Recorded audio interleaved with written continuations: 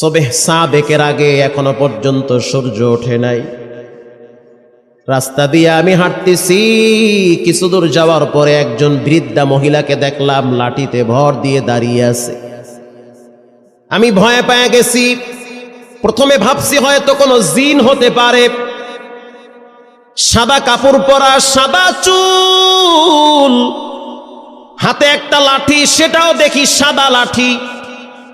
ভয়তে আমার কলিজা মুখের কাছে চলে আসছে। মনে করছি হয়তো কোনো জিন হবে, না হয় কোনো ফেরেশতা হবে।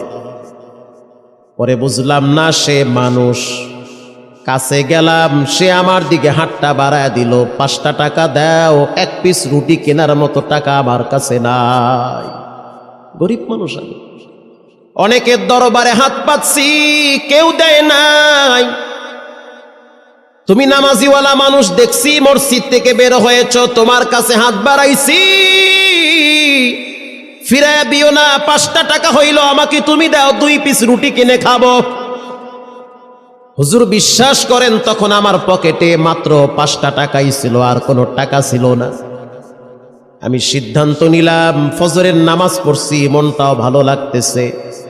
একজন গরিব মহিলা মানুষ 5টা টাকার জন্য হাত বাড়াইছে। যাক, আজকের সকালের নাস্তা আমি করব না, 5টা টাকা আমি তাকে দান করে দিলাম।